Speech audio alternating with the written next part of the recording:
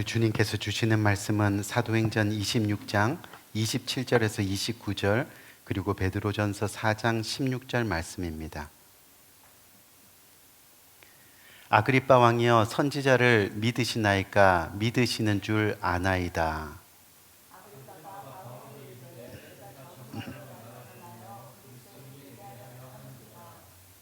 바울이 이르되 말이 적으나 많으나 당신뿐만 아니라 오늘 내 말을 듣는 모든 사람도 다 이렇게 결박된 것 외에는 나와 같이 되기를 하나님께 원하나이다 하니라.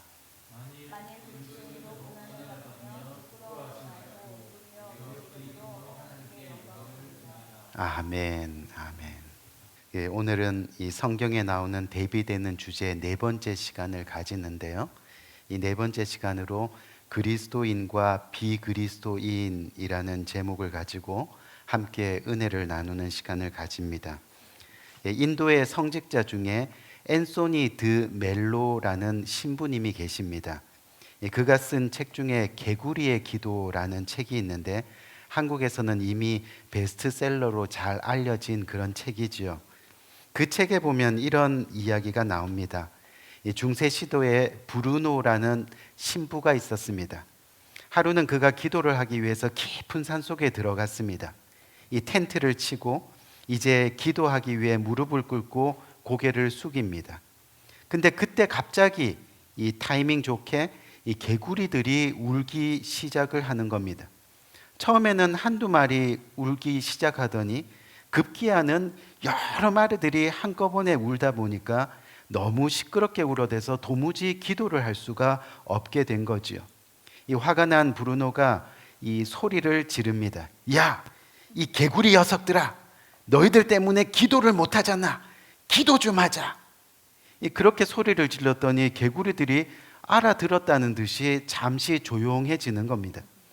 그래서 다시 기도를 하려고 무릎을 꿇었는데 또 개구리들이 어떻게 무릎을 꿇은 걸 아는지 시끄럽게 울어대기 시작하는 겁니다. 이 브루노 신부가 다시 소리를 쳤습니다. 야, 이 개구리 사탄 놈들아, 내가 기도하는데 왜 방해하니? 좀 조용히 해라. 그 고함 소리에 다시 개구리들이 알아들은 듯이 잠잠해졌습니다. 그래서 다시 기도를 하려고 무릎을 꿇는데 또 개구리들이 시끄럽게 울어대기 시작합니다. 이런 상황이 계속 반복되니까 너무나 화가 난 이 브루노 신부가 하나님께 불평을 하기 시작했습니다. 하나님, 내가 지금 하나님께 진지하게 기도하려고 하는데요, 저 개구리들이 저렇게 시끄럽게 떠들어댑니다. 제가 기도할 수 있도록 저 개구리들의 모가지를 비틀어 주든지 아니면 입을 꿰매든지 아무튼 어떻게 좀 해주세요. 그랬더니 갑자기 하나님의 음성이 들리는데 개구리도 지금 부르짖는 기도를 하고 있는 중이다. 그렇게 하나님의 음성이 들리는 거예요. 브루노야, 저 개구리들은 누가 만들었니? 개구리라고 기도할 자격이 없겠니? 개구리라고 찬양할 특권이 없겠니? 왜 너 혼자만 기도한다고 생각하니? 개구리와 함께 기도하고 개구리와 함께 찬양하면 안 되겠니? 그 음성을 듣고 이 브루노 신부는 밤새도록 그 개구리와 함께 밤새워 기도하고 찬양을 했다는 그런 이야기입니다. 우리 귀한 성도님들, 무슨 이야기입니까? 저는 기도하고 싶은데 개구리가 시끄럽게 방해해서 기도가 안 돼요. 기도를 못하고 있어요. 저는 말씀대로 살고 싶은데 개구리가 자꾸 방해해서 그렇게 할 수가 없어요. 저는 믿음 생활을 잘 하려고 하고 있는데 저를 방해하는 것들이 너무 많아서 못하겠어요. 우리 귀한 성도님들, 누가 그리스도인입니까? 어떤 상황과 어떤 환경 가운데서도 하나님의 뜻대로 살아가기를 주저하지 않는 사람들, 아멘. 결코 어떤 환경 때문에 나의 평안이 방해받지 않고 어떤 상황 때문에 나의 영성과 인격이 어지럽혀지지 않고 그렇게 더불어 함께 조화를 이루며 살아가는 것, 이것이 바로 하나님의 사람들, 그리스도인의 모습이라는 겁니다. 그리고 그렇게 하는 것이 바로 그리스도인이 이 세상을 살아가는 방법이 된다는 거죠. 그래서 그리스도인들은 하나님, 나로 하여금 저 개구리들을 조용하게 할 수 있는 그런 사람이 되게 해주세요. 나로 하여금 세상을 변화시키는 사람이 되게 해주세요 라고 기도하는 사람이 아니라는 겁니다. 정말 그리스도인들은 하나님, 나를 바꿔주세요, 아멘, 나를 변화시켜 주세요 라고 기도하는 사람들이라는 겁니다. 무슨 말이냐면요, 내가 변하는 것만큼 내 환경이 변하고, 내가 변하는 만큼 내 주변의 사람들이 변하고, 내가 변하는 만큼 내가 속한 공동체가 변화되는 겁니다.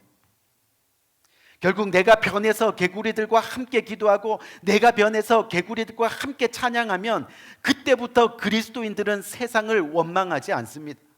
불평하지 않습니다. 때로는 자신의 마음에 들지 않는 사람들을 만날 때도 긍휼이 생기고, 자신이 좋아하지 않는 환경을 만날 때도 낙심하지 않고 오히려 소망을 가지게 되는 기적이 일어나게 되는 거죠. 그래서 참된 그리스도인들은 내가 좀 더 변하기를, 내가 정말 좀 더 변하기를, 아멘, 그렇게 기도하는 사람들입니다.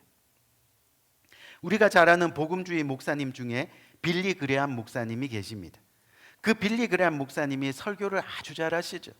그래서 이 목사님이 젊은 시절에 자신이 설교할 때 좀 이 퍼포먼스, 쇼맨십을 좀 가지기 위해서 그때 좀 잘 이렇게 친하게 지내던 이 당시 유명한 헐리우드 배우를 찾아가서 뭔가 이렇게 퍼포먼스를 좀 배우려고 그렇게 했습니다. 그랬더니 그때 그 배우가요, 목사님, 헐리우드에서 뭘 배울 생각을 하세요? 그런 생각 버리세요. 목사님은 헐리우드에서 배운 것으로 세상을 절대 이길 수 없습니다. 대신 헐리우드가 줄 수 없는 그것을 세상에 주세요 라고 했다고 합니다. 그래서 평생 그 말을 이 빌리 그레함 목사님이 기억하고 살았습니다. 결국 위대한 복음주의 목사님이 되었습니다. 무슨 이야기예요? 교회는 세상이 주는 그 무엇을 조금 더 많이 주는 곳이 아니라는 겁니다. 세상 사람들도 감기 들고 예수 믿는 사람들도 감기에 걸리는데 예수 믿었더니 2, 3일 빨리 나았다, 이걸 위해서 예수를 믿는 게 아니라는 겁니다. 똑같이 대학을 졸업하고 취직했는데 예수를 믿었더니 월급이 30불이나 더 많네, 이걸 위해서 예수를 믿는 게 아니라는 거죠. 교회 다녔더니 마음이 좀 더 평안하더라, 물론 그럴 수 있어요. 하지만 이게 예수 믿는 이유는 아니라는 겁니다. 내 마음이 편안하고 예수 믿는 게 아니라는 그런 이야기죠. 그리스도인, 즉 예수님을 믿는 사람들은 본질이 달라지는 겁니다. 존재가 달라지는 겁니다. 가치관이 달라지는 겁니다. 그래서 영원한 목적이 달라지는 것, 그게 바로 예수를 믿는 겁니다. 그게 바로 그리스도인이 된다는 겁니다. 우리가 사도행전 2장 42절에서 47절 말씀을 읽어보면요, 그 내용에 진짜 그리스도인들이 있는 교회, 진짜 그리스도인들이 있는 교회는 어떤 교회인가 하는 내용들이 나옵니다. 어떤 교회입니까? 정말 그리스도인들이 있는 교회는요, 사도들의 가르침을 받는 교회입니다. 그 사도들의 가르침을 받아서 하나님의 말씀이 살아 역사하는 교회, 아멘, 살아 역사하는, 그래서 죽은 영혼들을 살려내는 힘이 생기는 교회, 입술을 열 때마다 말씀이 살아있고, 그래서 말씀으로 위로받고 말씀으로 회복되고 말씀으로 치유되는 그런 교회, 아멘. 여러분, 초대교회에서 성도들이요, 그리스도인이라 이름을 처음 가진 것이 성경 어디에 나오죠?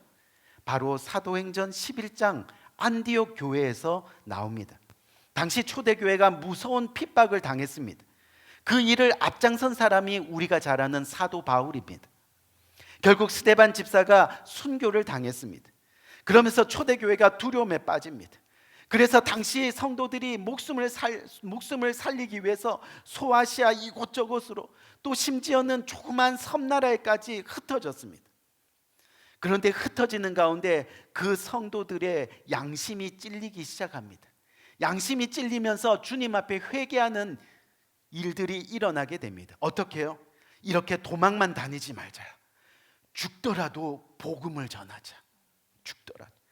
그러면서 발이 닿는 곳마다 예수님은 하나님의 아들이십니다. 예수는 구세주이십니다. 예수는 부활하셨습니다. 그분은 지금도 성령으로 이루어 함께 계시고 살아 역사하시는 분입니다. 그 가운데 사도 바울이 예수님을 만나 변화되는 놀라운 역사가 일어나게 됩니다. 그리고 시간이 지나서 그 복음이 마침내 안디옥 지역에 살던 헬라파 유대인들에게까지 전파되었습니다. 사도 바울과 성도들이 목숨 걸고 복음을 가르치고 복음을 선포하고 많은 성도들이 그 복음을 배우고, 그리고 마침내 사도행전 11장 26절을 보니까 제자들이 안디옥에서 비로소 그리스도인이라 일컬음을 받게 되었더라. 아멘. 여러분, 무슨 말이에요? 환경을 탓하지 않고 상황을 두려워하지 않고 복음을 배우고 복음을 들은 안디옥의 수많은 사람들이 예수님을 영접했습니다. 그리고 세상을 더 열심히 살아갑니다. 그런데 세상을 살아가는 목적이 전과는 달라졌습니다. 또 존재가 달라졌습니다. 하나님의 자녀로 존재가 바뀌었습니다. 하나님의 나라가 목적이 되었습니다. 그때 세상 사람들이 그 사람들을 보고 그리스도인이구나, 아멘, 세상 사람들이 그리스도인이구나 라고 말하는 겁니다. 여기 그리스도인이라는 것은 예수를 그리스도라 믿는 사람들을 뜻합니다. 다시 말해서 자신은 예수 그리스도에게 속한 사람이라는 겁니다. 여러분, 예수 그리스도에게 속한 사람은 어떤 사람이에요? 핍박받는 것을 두려워하지 않는 사람, 비록 세상 가운데 살지만 결국 사명과 복음을 버리지 않는 사람, 그렇게 존재가 변화된 사람, 그 사람이 바로 그리스도인이라고 성경은 말씀하고 있는 거죠. 잠시 시간이 지나면서 나는 유대인이다, 나는 이방인이다, 나는 헬라파 유대인이다 라는 그런 말들이 점점점 사라지기 시작했습니다. 대신에 나는 이라는 말, 그 대신에 저 사람은 그리스도인이다, 아멘, 저 사람은 그리스도인이라, 그렇게 불리워졌습니다. 그리고 그렇게 자신이 그리스도인이라고 불리워지는 것을 자랑스럽게 여기게 되었습니다. 우리 귀한 성도님, 그리스도인과 비그리스도인의 구별이 바로 여기에 있는 겁니다. 여러분들은 교회를 다니는 것을 자랑스럽게 여기시나요? 예수님 믿는 것을 정말 자랑스럽게 여기시나요? 좀 큰 교회 다녀야만 믿는 것 같고, 좀 큰 교회에서 신앙생활 해야지만 믿음이 좀 좋은 것 같고, 그래서 자기를 자랑하고, 혹시 그렇게 생각하시는 분들이 여기 계신가요? 어떤 상황과 환경 때문이 아니라 내가 정말 예수를 그리스도로 나를 구원할 자로 믿고 있느냐, 그것이 바로 그리스도인과 비그리스도인이 구별되는 겁니다. 예수 믿는 것이 자랑스러워야 합니다. 그래서 비록 세상 가운데 살아가지만 결코 사명과 복음과 주님의 몸된 교회를 버리지 않는 사람으로 살아가는 것이 그리스도인이 되는 길입니다. 결국 그것을 자랑스럽게 여기고 있느냐 하는 겁니다. 오늘 본문 사도행전 26장 28절에 보면 옥에 갇혀서 고문을 받고 있는 사도 바울이요, 죄인의 신분임에도 불구하고 왕에게, 총독에게 거침없이 복음을 전하는 모습이 나옵니다. 그리고 그런 사도 바울을 보고 뭐라고 말하느냐 하면, 내가 적은 말로 나를 권하여 그리스도인이 되게 하려는도다 라고 그렇게 이야기합니다. 이게 무슨 뜻이에요? 자신이 그리스도인이라 불려지는 것을 자랑스럽게 생각했을 뿐만이 아니라 만나는 모든 사람들을 그리스도인이 되게 하는 것을 사명으로 알고 사는 사람, 그가 바로 그리스도인이라고 지금 말씀하고 계시는 겁니다. 오늘 또 다른 본문인 베드로전서 4장 16절에는요, 만일 그리스도인으로서 고난을 받으면 부끄러워하지 말고 도리어 그 이름으로 하나님께 영광을 돌리라, 아멘. 여러분, 이 물고기는요, 잠잘 때 눈을 감지 않습니다. 아시죠? 그렇죠? 여러분 중에 물고기가 잠잘 때 눈을 이렇게 감고 자는 물고기 보신 분들 계세요? 아무도 안 계실 거예요. 그런데요, 물고기가 죽었을 때 보면 눈을 뜬 채로 죽어 있습니다. 절대 물고기는 눈을 감지 않습니다. 무슨 이야기를 하느냐 하면요, 당시 초대교회 시절에 수많은 기독교인들이 핍박을 피해서 로마 외곽의 지하 동굴로 도망을 했습니다. 그런데 원래 그곳은요, 시체를 매장하는 그런 곳이었습니다. 그런 곳에서 이 초대교회 성도들이 300년 동안을 생활하면서 이 신앙을, 이 믿음을 지켰습니다. 그곳이 바로 우리가 잘 아는 어디죠? 카타콤입니다. 근데 카타콤이 발견되었을 때 그 카타콤 벽에 수많은 그림들이 그려져 있는데 어떤 그림이었어요? 바로 물고기 그림이 새겨져 있었습니다. 신앙을 지키기 위해서 물고기처럼 자나깨나 영적으로 깨어 있어라. 아멘. 자나깨나 영적으로 깨어 있어라는 그런 메시지입니다. 오늘날 물고기 표시를 차에 붙이고 다니는 분들이 많이 있습니다. 예수 그리스도가 처음과 나중이다, 바로 알파와 오메가를 상징한다고 하는데, 그 의미가 처음부터 끝까지 알파와 오메가로 영적으로 깨어 있어야 한다. 아멘. 영적으로 깨어 있어야 한다. 우리 귀한 성도님들, 그리스도인이 된다는 것은 그래서 당연히 하나님 때문에 핍박을 받을 수 있다, 당연히 하나님 때문에 손해를 볼 수 있다, 때로 수치를 당할 수 있다는 결단의 사람들입니다. 사실 오늘날 크리스찬들 한번 보세요. 아니, 볼 필요도 없이 오늘날 저와 여러분들의 모습을 한번 보세요. 공산국가나 이슬람권 성도들을 제외하고는요, 거의 모두가 고난도 핍박도 당하지 않습니다. 오히려 온실 속 한 송이 꽃처럼 그렇게 어린아이처럼 보호받고 양육받으면서 살아갑니다. 예수 믿는다는 사실 때문에 혹독한 대가를 치르는 사람들도 없습니다. 문제는 온실 속 크리스찬들이 조그만한 시험, 작은 역경, 대가를 지불해야 할 상황에 부딪히면 금세 신앙을 버릴 수 있다는 겁니다. 나는 정말 크리스찬인가? 나는 정말 그리스도인인가? 나는 정말 하나님을 믿고 있는가? 만약 그렇다면요, 담대히 어떤 시험과 환경과 상황 속에서도 흔들리지 않는 믿음으로 스스로를 회복시키는 그런 사람이 되어야 한다는 겁니다. 왜냐하면 성경이 말하는 그리스도인들은요, 우리와 똑같이 삶의 위기가 오면 도망칩니다. 죄로 갈등을 합니다. 삶의 문제로 잠 못 이루며 근심하기도 합니다. 슬픔으로 밤을 새워 울기도 하고, 사람 관계 때문에 마음 아파 때로는 가슴치기도 하던 그런 사람들이었습니다. 하지만 성경이 말하는 이 그리스도인들은 매일 밀어닥치는 세상의 문제, 또 삶의 고통과 위기, 그 앞에서도 결코 예수를 모른다며 교회를 떠나고 복음을 배신하는 사람들이 아니었다는 겁니다. 그럼에도 불구하고 교회에 믿음의 뿌리를 내리고 복음을 지켜 행하는 사람들이었다는 거지. 말씀드린 대로 똑같이 감기를 앓고 똑같이 아파하고 똑같이 눈물을 흘려도 세상 사람들과 구별된 것이 뭐예요? 주님의 복음을 지키는 거예요. 시험을 스스로 이기는 거예요.